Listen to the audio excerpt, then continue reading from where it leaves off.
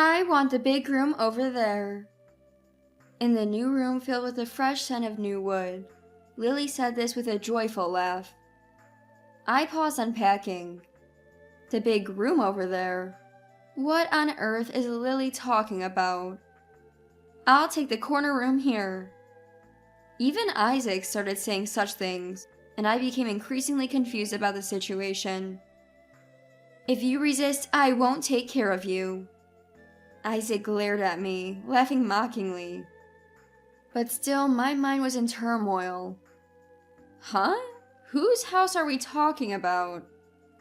Feeling that I wasn't on the same page with Isaac and his wife, I asked them. Huh? They looked puzzled, and I finally grasped the situation. Ah, I see. That's what this is. This might be a good opportunity to make Isaac and his wife, who have been exploiting me for so long, realize their mistakes. Don't miss this chance. I was filled with a fighting spirit. My name is Mariah. I am turning 65 this year. My husband passed away from cancer a few years ago. By the time the cancer was found, it was too late, and he passed away a few months later. The suddenness of it all left me unable to keep up, and for a while I lived like a shell of a person, just eating, going to the bathroom, taking baths, and ending my days. My legs have also gotten worse recently, and I'm struggling a bit living alone. The one who brought vitality to my wilted life was my eldest son, Isaac. That year, Isaac decided to get married, and he wanted to live with his wife, Lily. I was surprised when Isaac suddenly brought up living together. Until then, Isaac had been living in company housing at the local bank where he worked. I had assumed they would naturally set up a new home together once married. But contrary to my expectations, Isaac and his wife wanted to live with me.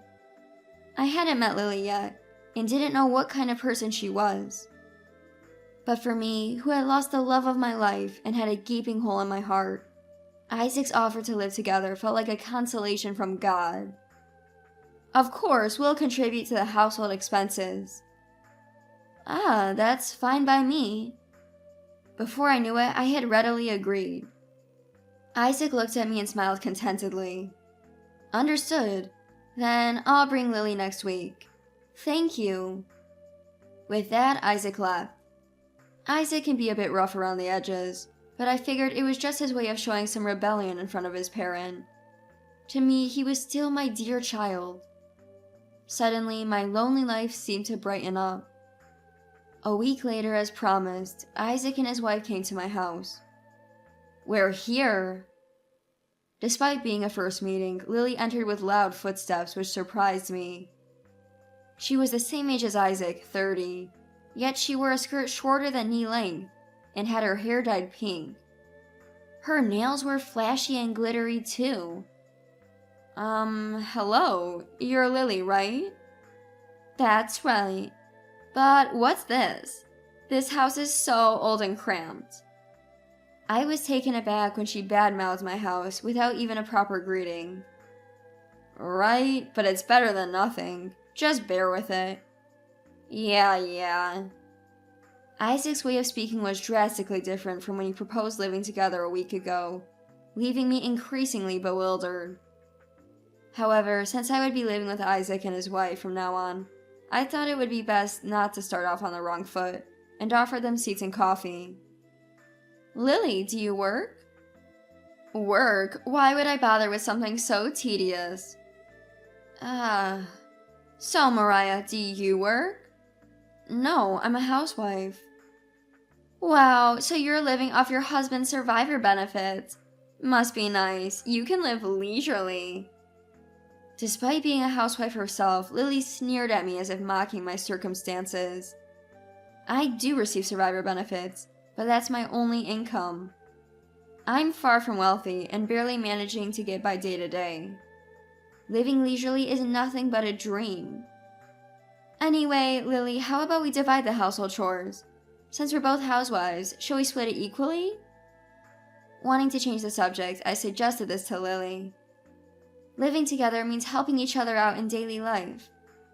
I assumed that since Isaac would be working and contributing financially, Lily would help with household chores. But Lily visibly frowned at my suggestion. What? Sheer household chores? Mariah, please do them all. I don't know anything about this house and am busy hanging out with friends. Lily, having said this, glared at me as if pushing all responsibilities onto me. Well then, just help out when you can, please. Unable to make a strong request to Lily, whom I just met today, I ended up conceding on the issue of household chores. Lily smirked triumphantly. I dreaded the thought of our future living together. Life with my son and his wife was turning out to be nothing like I had imagined. Firstly, Isaac, busy with work, would come home late at night. True to her initial declaration, Lily did not help with the household chores at all. I thought she might at least manage the garbage disposal, but apparently she struggled to wake up early enough to put it out on time. Reluctantly, I found myself doing all the household chores for 3 people. Before living together, I felt saved from the loneliness of not having my husband, but now I regretted it, thinking I might have been better off alone. Lily didn't just avoid chores, she went out every day. I had guessed she liked to party because of her flashy appearance, but going out every day was something else. Truly a life of luxury. Lily always came home carrying bags from well-known international brands. Something I, living on a pension, could never afford. Where did you get the money to buy these? I asked. I bought them with my allowance, obviously, and she scoffed. But I knew Isaac's salary wasn't enough to afford multiple high-end brand products. If she saved her allowance to buy them, I'd understand. But purchasing them daily meant there was no time to save. I wondered where she got all that money. Another unexpected thing happened for me. Isaac didn't contribute financially to the household. A month after we started living together, I checked at the bank, thinking Isaac might have transferred money from his salary account to our household account by now. But there was no transfer from Isaac. Before living together, I'll contribute financially to the house, Isaac had said. Perhaps he was just delayed or forgot. With that thought, I didn't question it and went home. But even after 2-3 months of living together, Isaac never contributed financially. I had to tell Isaac that I couldn't manage the expenses for 3 people on my pension alone. Could you contribute a little to the household? I'm really struggling. Sorry, I forgot. I'll start doing it from next time. Hearing he had forgotten, I naively believed him, thinking he would start contributing from the next month. But Isaac's promise was just an excuse, like placating a child, and he never actually made a transfer. Despite my repeated requests, Isaac, often returning home drunk, would forget or perhaps pretended to forget. Eventually, I had no choice but to start working part-time. My job was at a nearby florist. Returning to work was exciting and enjoyable, but long hours were tough for my body, now over 60. Yet the pressure to earn for 3 weighed heavily on me, working 6 to 8 hours a day. Almost like a full-time employee, then coming home to prepare dinner for 3. Even after I started working, Lily showed no sign of helping with household chores. Instead, she would throw tantrums like a small child over my cooking. What is this? It's awful! I wanted curry. Make it again. Then, like a small child, she threw a tantrum and overturned the plate. It wasn't just a one-day occurrence. Repeatedly, she complained about my cooking according to her daily whims. Filled with anger and sadness, I had no choice but to silently remake the meals. I longed to escape this slave-like life. This can't go on. My instincts were telling me that. I decided to find a hobby to distract myself and asked the florist manager, "Do you have any suggestions for a hobby I can do at home?" I asked.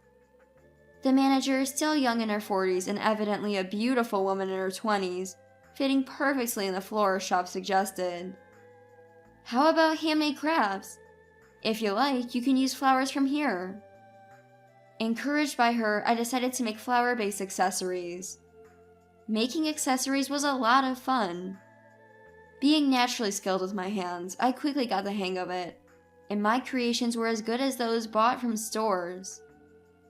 The knowledgeable manager even told me about a website where I could sell my handmade items. I listed my accessories on the site, and within a week, orders started increasing, and I began earning income from it. Joyful at earning from my hobby, I immersed myself in making accessories. Seeing me, Lily scoffed. What? People actually buy these? But I paid her no attention. Realizing I was ignoring her, Mariah, you're just a useless old person, a burden on society, she spitefully said, but I didn't react. Whatever Lily said, I was no longer afraid. 5 years passed since I started making accessories, and I turned 65. Recently, I bought a house nearby. I loved my current job with memories of my husband, but it was old in many places as it was secondhand. So I was pleased to be able to buy a new house. I had been thinking about living there with Isaac and his wife. Holding the floor plan of the new house, Lily peered over. Wow, is this the new house? Are you moving? Lily's enthusiasm was surprising, given her usual grumpy demeanor. Yeah, that's right. Wow, it's so spacious. Lily was captivated by the floor plan, forgetting herself. For the first time in 5 years of living together, I saw a childlike side to her. Then I got busy buying furniture for the new house and packing for the move. Isaac and Lily, as usual, did whatever they pleased. On moving day, I had friends help with the large items, so I left with just a suitcase. The new house must be spacious. It is! I've seen the floor plan! Isaac and Lily seemed eager to see the new house, more excited than usual. I took them to the new house. The stylish black exterior and wooden door, the spacious yard. They were both amazed. The yard was my touch, planning to grow flowers for my hobby. Inside, the large room satisfied me immensely. It was a good decision to have a single-story house with handrails, considering my bad legs. Unbelievable! So spacious and beautiful. Better than expected. They excitedly explored the house, claiming rooms as if it were theirs, raising cheers every time. I started feeling uneasy. After they had seen all the rooms, they came back to me. I want that big room over there. In the new room with the fresh smell of wood, Lily said this with a laugh. I stopped unpacking. The big room over there? What is Lily talking about? I'll take the corner room here. Isaac too started claiming rooms, and I became increasingly confused. If you defy us, we won't take care of you. Isaac glared at me mocking, but my mind was still in turmoil. Huh? Whose house are we talking about? Realizing that I wasn't on the same page with Isaac and his wife, I asked. Huh? Their puzzled looks made me finally understand the situation. Ah, I see. That's how it is. This might be a good opportunity to teach Isaac and his wife, who have exploited me so much, a lesson. Don't miss this chance. I was filled with a fighting spirit. This house, I bought it for myself. I told Isaac and his wife, standing frozen in front of me, about why I bought the house. The old house was getting worn out, and I had been thinking about ending our living arrangement. I thought that for Isaac and Lily, living alone without me might be more comfortable. End the cohabitation? What are you talking about? That's right. I thought we could live in this house. They were both taken aback by my sudden revelation. To me, it was unbelievable that Isaac and his wife even wanted to continue living together. Moreover, I never said anything about living together in this new house. If I had planned to live with them, I would have consulted them about the layout. I had never discussed the house with Isaac and his wife, so it was surprising that they assumed they could live there too. I'm sorry if that wasn't clear, but I was worried that if I explained in detail, you would insist on coming along. And since I was only packing my things, I thought you would have realized by now. Like today, you came to see my new house, didn't you? After all, Lily, you hate my cooking and the way I clean, right? That's not... I never thought Lily would want to continue living with me, I said with heavy sarcasm, and Lily was lost for words. But how can Mom afford such a house? No matter how much I searched the family accounts, I couldn't find anything. Isaac turned pale as he realized he had let slip. I knew Isaac had been stealing from the household finances. I kept quiet, waiting to see when he would come to regret his actions. If he had shown any remorse, I might have discussed the new house with him. But since he didn't contribute financially, and even use the household money, I decided not to hold back. What? I earned it myself. About 5 years ago, remember? I started making accessories as a hobby. The florist manager suggested it. At first, I was only selling a little on a website, but then a famous influencer shared my accessories on social media. That boosted my sales and income. Yes, I bought the house with the success of my accessory sales. Of course, just being popular on social media wouldn't earn enough to buy a house. I accepted offers from various apparel and accessory companies, did tie-up projects, and advertised. It was because of the rough cohabitation with Isaac and his wife that I wanted to use the significant money I couldn't earn from part-time work on a new house. No way! That can't be true! Lily shouted in disbelief, facing the reality. Lily, now 35, had barely worked in her life. Yet she spent lavishly on luxury brands. She couldn't possibly understand how to earn money. I know about you, Lily. You dropped out of school, fought with your parents, and left home. I heard it from your parents. Without a place to live, you worked in night jobs, lying about your age. I feel sympathy for that, but after quitting, you didn't do anything but hang around bad friends, buying luxury goods, and even shoplifting. What? Lily was shocked, not expecting me to bring up her shoplifting. I suspected her shoplifting about a year after we started living together. She always wore expensive brands, which was suspicious. Isaac's salary couldn't afford such brands. I first suspected shoplifting. One afternoon, when Lily went out, I followed her and saw her shoplifting. I could have confronted her then, but knowing her, she would have talked her way out. I recorded her shoplifting, planning to hand it over to the police if she didn't reform. Look, I have the evidence. Showing the video, Lily's face stiffened further. She was speechless, knowing she couldn't refute the evidence, and hung her head. And Isaac, stealing money from the bank where you work is despicable. You must have been in debt. How does Mom know that? Now it was Isaac who started to tremble. To them, I must have seemed like a police officer confronting them about their crimes. The daughter of my florist manager, you see, joined your company this year as a new graduate, and she's in the same department as you. She told me that she saw you pocketing money that you were supposed to deposit from customers. But as a newbie, she didn't want to be rude in case it was a mistake, so she hasn't told anyone yet. But I thought it's just like you to steal money from your own department.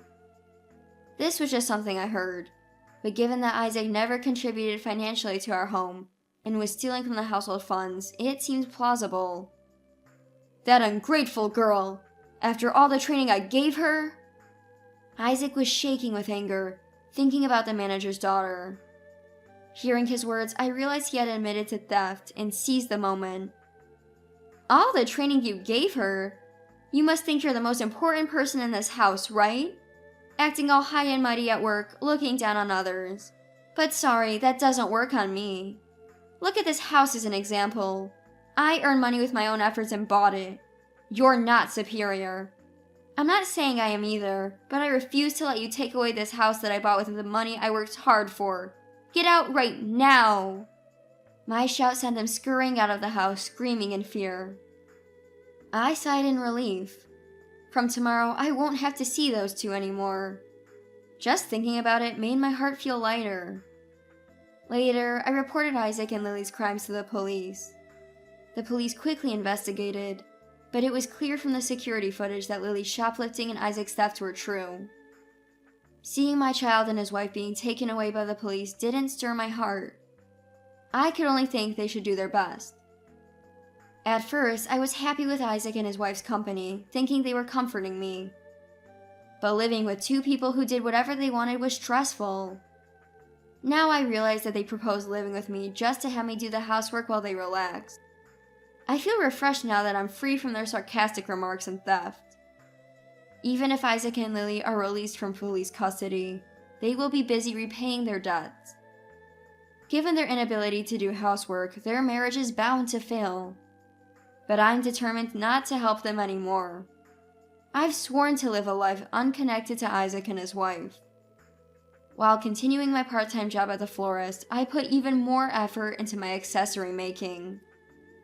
When I revealed that the flowers used in my accessories were from the florist where I work, the shop was flooded with customers like never before. Responding to customers who wanted to use flowers as accessories, I started selling flowers for this purpose. The manager told me, "If your accessory business is doing so well, you can focus on that." But I shook my head. After all, it was the manager who suggested this hobby to me. I think it's best if I can use the flowers from the florist in my accessories, benefiting both the shop and me. I plan to continue working and pursuing my hobby, stepping into a new phase of life.